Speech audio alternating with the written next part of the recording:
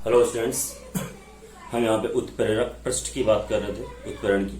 और अब हम यहाँ पे बात करेंगे आप लोगों से, वो है जियोलाइट की, है ना। तो जियोलाइट क्या है उसके बारे में बात करेंगे। तो जियोलाइट, जियोलाइट, ठीक है। देखो जियोलाइट होता क्या है। जियोलाइट मधुमक्खी के छत्ते के आकार का, हनीकॉम्ब, है ना, मधुमक्खी के छत्ते के आकार का एक त्रिविमीय उत्प्रेरक पृष्ठ होता है, सरफेस होती है, ठीक है, जिसमें सिलिकॉन के परमाणु को प्रतिस्थापित किए हुए होता है एल्यूमिनियम, जिसमें एल्यूमिनियम सिलिकॉन को रिप्लेस कर देता है, ठीक है। ये एक त्रिविमीय पृष्ठ होता है जो उत्प्रेरक का यहाँ पे कार्य करता है। इसका सामान्य सूत्र अगर हम बात करें तो ये Na2 Al2 Si2O8 होता है, ये कॉमन फॉर्मूला है। और अगर हम इसका फॉर्मूले को के बारे में लिखें तो इसका फॉर्मूला है Mn, मतलब कि मेटल, और ये एल्यूमिनियम का ऑक्साइड, ठीक है, MnAl2X, और ये सिलिका का ऑक्साइड Y, ठीक है, सिलिका ऑक्साइड, और इसको बंद करके .NH2O लगा देते हैं। तो कॉमन फॉर्मूला इसका ये है, ठीक है। तो ये हनीकॉम्ब लाइक एक स्ट्रक्चर होता है, और इसके अंदर छिद्र या गुहिकाएं होती हैं अलग अलग आकार की, और इन आकार, छिद्रों के आकार के आधार पर हम इसका चयन करते हैं, इसलिए हम इसे वर्णात्मक या चयनात्मक उत्प्रेरक भी बोलते हैं, ठीक है। तो छिद्रों के आकार के आधार पर इसका चयन किया जाता है, और उसी के आधार पर हम इसको वर्णात्मक या चयनात्मक उत्प्रेरक पृष्ठ का नाम देते हैं, ठीक है। इसमें छिद्र तथा गुहिकाएं होती है, और इनका जो आकार है जो दिया हुआ है, वो हमारे पास जो आकार गिवन है वो है 260 से 740, ठीक है। ये है साइज इनका पिकोमीटर। ये इन छिद्रों का आकार होता है। जब इन छिद्रों के अंदर पानी भर जाता है या पानी भर देते हैं तो हम इसे जल योजित जियोलाइट के नाम से जानते हैं, हम इसे जल योजित जियोलाइट के नाम से जानते हैं, ठीक है। और इसका उपयोग जो है वो आयन विनिमय में किया जाता है, कठोर जल को मृदु बनाने में इसका उपयोग किया जाता है, ठीक है बेटा। जियोलाइट को गर्म करके इसके अंदर जो पानी या गैस भरा हुआ है, जलवाष्प, उसको निकाल दिया जाता है। तो यहाँ पर ये वैक्यूम या गर्म करते हैं तो उसकी क्रियाशीलता क्या होती है बेटा, बढ़ जाती है, ठीक है। और छिद्रों की संख्या भी क्या होती है, बढ़ जाती है, और ये सक्रिय होकर अणुओं से आराम से अभिक्रिया कर लेता है, ठीक है। जियोलाइट उत्प्रेरक का प्रयोग पेट्रो रसायन में हाइड्रोकार्बन के भंजन तथा समावेशीकरण में किया जाता है। एल्कोहल को पेट्रोल, इंपोर्टेंट लाइन है ये, एल्कोहल को पेट्रोल में परिवर्तित करने के लिए ZSM5 नामक जियोलाइट का उपयोग किया जाता है, जियोलाइट उत्प्रेरक का उपयोग किया जाता है, ठीक है। और इसके अलावा हाइड्रोकार्बन, बहुत सारे अनेक पेट्रो रसायन में उपयोग आते हैं जियोलाइट पर, ठीक है बेटा। तो जियोलाइट है, मैं फिर से आपको समझा देता हूं। ये एक मधुमक्खी के छत्ते के आकार का पृष्ठ होता है, जिसमें गुहिकाएं या छिद्र होती हैं। छिद्र के आकार के आधार पर इनका चयन किया जाता है, इसलिए हम इसको वर्णात्मक या चयनात्मक जियोलाइट के नाम से जानते हैं। इसमें सिलिकॉन परमाणु को रिप्लेस किया होता है एल्यूमिनियम, ये त्रिविमीय होता है, ठीक है। और अगर जल भरा है तो हम इसे जल योजित जियोलाइट बोलते हैं। और ZSM5 नामक जियोलाइट का उपयोग पेट्रोल को गैसोलीन में चेंज करने के लिए किया जाता है, या पेट्रोलियम उद्योग में किया जाता है, ठीक है बेटा। ये पूरा का पूरा आपका है जियोलाइट उत्प्रेरण, ठीक है। अब हम बात करेंगे कोलाइड की।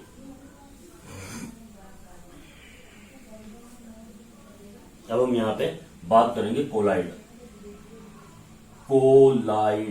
तो पहले हम यहाँ पे बता देते हैं कि कोलाइड कोला नामक शब्द से बना है, ठीक है, जिसका अर्थ होता है गोंद जैसा पदार्थ, ठीक है, गोंद या गोंद जैसा पदार्थ, ठीक है।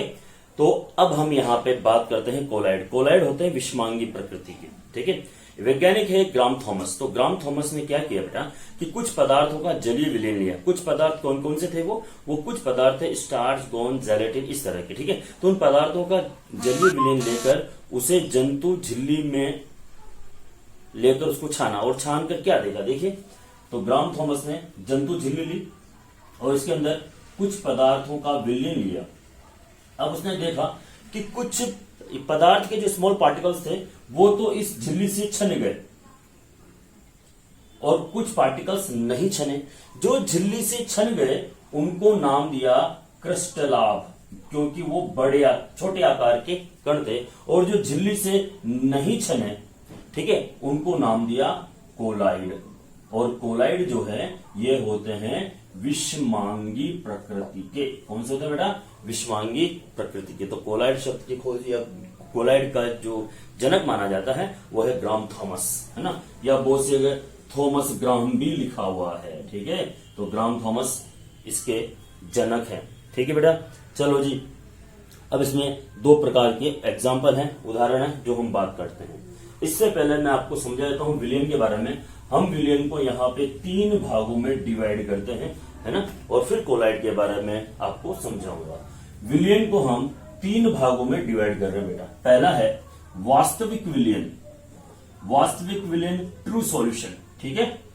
सेकंड है कोलाइडल सॉल्यूशन या कोलाइडी विलयन, कोलाइडी विलयन, ठीक है, कोलाइडल सॉल्यूशन। और तीसरा है सस्पेंशन या हम इसे नाम देते हैं निलंबन, सस्पेंशन या निलंबन, ठीक है। ये 3 प्रकार के विलयन हैं। अगर हम इसकी प्रकृति की बात करें, नेचर की बात करें, तो देखिए वास्तविक विलयन जो है ये बहुत ही छोटे आकार के होते हैं। इनके कणों का जो आकार है, आकार is less than 1 nanometre, 1 nanometre से भी कम होता है, ठीक है। निलंबन विलयन की बात करें तो आकार इज ग्रेटर देन 100 नैनोमीटर, ठीक है। आप जानते हो 1 नैनोमीटर बराबर 10⁻9 मीटर होता है। और इनके दोनों के बीच का जो है आकार 1 से 100 नैनोमीटर के मध्य का होता है, वो होते हैं कोलाइड विलयन के पार्टिकल्स, ठीक है, मतलब ये विषमांगी होता है, ठीक है। अच्छा, अगर हम बात करें समांगी, विषमांगी बहुत बोल रहा हूं मैं, उसके बारे में समझाता हूं। ये होते हैं समांगी, समांगी जिसमें कणों का आकार एक ही समान का होगा। ये होते हैं विषमांगी, विषमांगी जिसमें कणों का आकार वेरी करता है, तो छोटे भी होंगे और बड़े भी होंगे।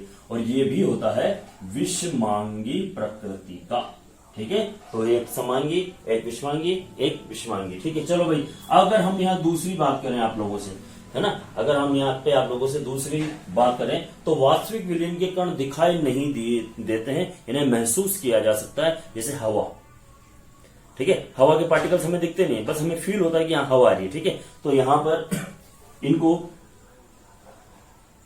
नहीं देखा जा सकता, है ना, नहीं देखा जा सकता। अब भली वो नग्न आंखों से और माइक्रोस्कोप से, दोनों से नहीं देखा जा सकता, लेकिन इसको उच्च विभेदन क्षमता वाले माइक्रोस्कोप, है ना, इसको माइक्रोस्कोप से या सूक्ष्मदर्शी से देखा जा सकता है, देखा जा सकता है, ठीक है, ओके। और इन्हें नग्न आंखों से, बड़े आकार के कण है बेटा, तो नग्न आंखों से देखा जा सकता है, देखा जा सकता है, ठीक है। तो हम इसे नग्न आंखों से देखा जा सकता है। नेक्स्ट हम बात करें फिल्ट्रेशन, निश्चंदन। तो ये फिल्टर पत्र, फिल्टर पत्र व जंतु झिल्ली, फिल्टर पत्र व जंतु झिल्ली दोनों से विसरित हो जाते हैं, निकल जाते हैं, छन जाते हैं। ये जंतु झिल्ली से विसरित नहीं होते हैं, विसरित नहीं होते हैं, किंतु फिल्टर पत्र एफपी से विसरित हो जाते हैं, निकल जाते हैं, ठीक है। और ये दोनों से ही विसरित नहीं होते हैं, ठीक है। तो यहाँ पे ये कॉमन है, हमें ये पता होना चाहिए कि समांगी, विषमांगी वगैरह क्या होता है, जिसके बारे में हमने यहाँ पे बात की, ठीक है। अब हम बात करेंगे यहाँ पे कोलाइड्स की, है ना। कोलाइड होता क्या है, ठीक है, और फिर तीनों ही विलयन में अलग अलग बात करेंगे ना। कोलाइड की प्रवस्था, ओके बेटा, ये कॉमन सी बातें हैं जो आपको समझ में आनी चाहिए, ठीक है। और तो बहुत सी चीजें हैं जो हमारे पास आती रहेगी बीच बीच में।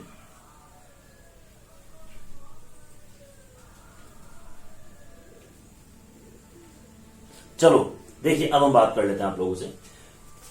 आपको पता है कि विलयन है ना, विलयन की 2 प्रवस्थाएं होती हैं। एक तो होता है विलय, विलय जो कम मात्रा में होगा, दूसरा होता है विलायक जो ज्यादा मात्रा में होता है, विलय प्लस विलायक। ठीक इसी प्रकार कोलाइडी विलयन की दो प्रवस्थाएं होती हैं। एक है प्रक्षिप्त प्रावस्था और दूसरा है परिक्षेपण माध्यम।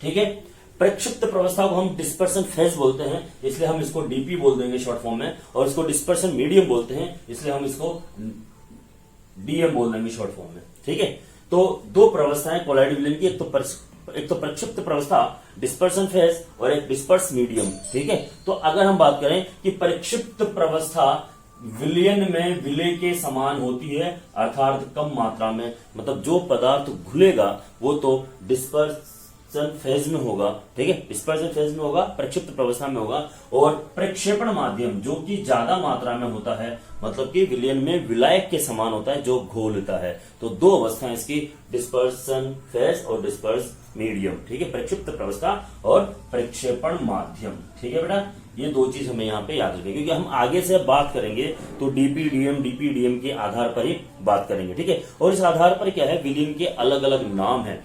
जैसे देखो एरोसोल क्या है, जिसमें डिस्पर्सन मीडियम जो है माध्यम में वो एरो वायु होगी। हाइड्रोसोल का मतलब क्या है कि जिसमें डिस्पर्सन मीडियम जो है प्रक्षेपण माध्यम में वो हाइड्रो जल होगा, है ना। एल्कोसोल का मतलब क्या है बेटा, कि यहां पे जो अधिक मात्रा में वो एल्कोहल होगा। बेंजोसोल का क्या मतलब है, बेंजोसोल का मतलब है कि यहां पर अधिक मात्रा में बेंजीन होगी, मतलब बेंजीन प्रक्षेपण माध्यम के रूप में होगी, और ऐसी इस आधार पर हम इसके नाम भी रखते हैं। ठीक है, एरोसोल, हाइड्रोसोल, एल्कोसोल, बेंजोसोल। ठीक है, बात समझ में आ गया आपको। चलो जी, अब हम यहाँ पे आगे की बात कर लेते हैं, एग्जाम्पल या विलयन के प्रकार। देखिए बेटा, सामान्यतः विलयन जो है वो होते हैं 9 प्रकार के, क्योंकि पदार्थ की 3 अवस्था है।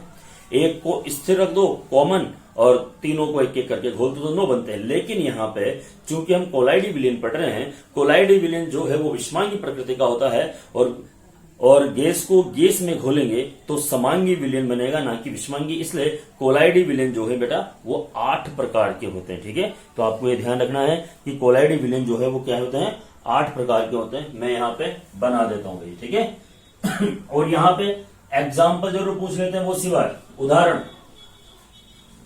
ठीक है, तो मैं यहां पे लिख दूं डीएम, तो अब आपको समझ में आ गया होगा।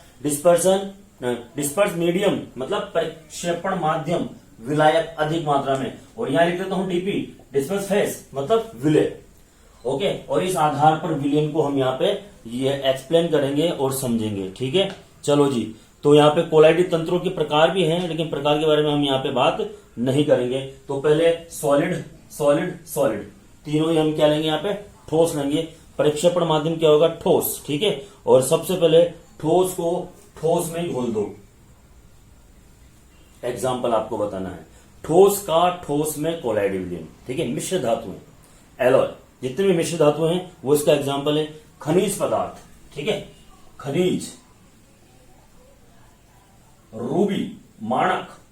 ठीक है, रूबी, माणक, आप दिमाग से कुछ भी बना सकते हो ना। हीरे, कोयले की खान में हीरा, तो वो खनिज पदार्थ में आ गया। ठीक है, रूबी, स्टोन वगैरह, ये सब क्या है, कोलाइडल सॉल्यूशन होते हैं सब के सब। ठीक है बेटा, और रत्न, काले हीरे, है ना, काले हीरे, रत्न, सब इसी में आएंगे। ठीक है, अब सॉलिड के अंदर ले लो बेटा लिक्विड। ठीक है, सॉलिड होगा ज्यादा, लिक्विड होगा कम। ठीक है, सॉलिड क्या होगा, ज्यादा, और लिक्विड होगा कम। हम इसे नाम देते हैं बेटा जेल। ठीक है, तो क्या है एग्जाम्पल, मक्खन। ठीक है, मक्खन इसका एग्जाम्पल है। बूट पॉलिश, मक्खन आता ना, बटर, पनीर, है ना। बूट पॉलिश इसका एग्जाम्पल है। ठीक है, मक्खन, बूट पॉलिश, ये सब इसका एग्जाम्पल। हम इसे जैम, जेली,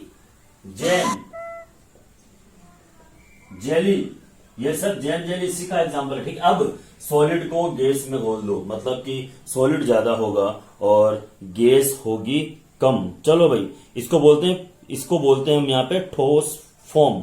ठीक है, इसका नाम एग्जाम्पल बताओ भाई। केक होता ना, जब गैस बाहर निकलती है ना, केक। रबड़ में देखो सॉलिड ज्यादा है, पोरस होता है, गैस उसके अंदर भरी हुई होती है। ठीक है, चलो जी, ये तो हो गए 3। अब हम यहाँ पे लेते हैं लिक्विड और लिक्विड के अंदर हम सॉलिड को घोलेंगे, फिर लिक्विड को घोलेंगे, फिर गैस को घोलेंगे। ठीक है, तो अब लिक्विड, प्रक्षेपण माध्यम तो लिक्विड है और प्रक्षिप्त प्रवस्था क्या है यहाँ पे, पहले ठोस। ठीक है, तो प्रक्षेपण माध्यम लिक्विड, ठीक है, और इसमें ठोस। एग्जाम्पल बताओ बेटा, कोई भी बता सकता है इसको तो कोई भी बता सकता है ना। प्रक्षेपण माध्यम क्या है, द्रव, और द्रव के अंदर गैस। चलो भाई,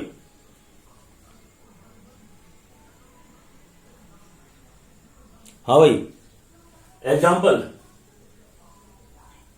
लिक्विड और सॉलिड का एग्जाम्पल। द्रव के अंदर आप कोई सा भी विषवांगी सॉल्यूशन, शर्करा विलयन जो बिना घुला हो वो बोल सकते हो इसके अंदर। ठीक है, और झाग, फैन वगैरह, फैटी हुई क्रीम, सोडा वाटर, सॉलिड थोड़ी बोलते हैं।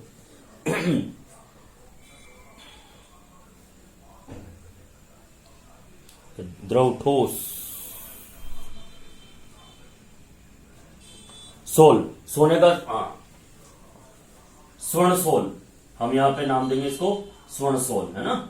सोने का विलयन, धातुओं का विलयन, स्वर्ण सोल। अच्छा, लिक्विड। अब इसको हम नाम देंगे इसमें पायस जानते हो बेटा, पायस। दूध कोलाइड विलयन है, मिल्क, है ना, दूध। अच्छा, लिक्विड और गैस, मतलब कि लिक्विड तो ज्यादा होगा। अब यहां पे आएगा फैटी हुई क्रीम, है ना, साबुन। फैटी हुई क्रीम, साबुन के झाग। ठीक है, चलो भाई, तीसरा हम यहाँ पे गैस लेंगे। गैस में सॉलिड और गैस में लिक्विड, गैस में गैस का विलयन नहीं बनेगा। तो भाई गैस, और यहाँ पे हम बात करेंगे गैस और ठोस की। ठीक है, तो धूल के कण, है ना, वायुमंडल, हमारा वायुमंडल, धूल मिट्टी के कण। अच्छा, लिक्विड और गैस, ये तो कोई भी बता सकता, गैस ज्यादा होगा, लिक्विड कम होगा। कोहरा, स्मोक, है ना, ये इसके एग्जाम्पल है बेटा, कोहरा, स्मोक, है ना, ये इसके एग्जाम्पल। ये हमारे पास है टोटल 8 प्रकार के कोलाइडी विलयन है।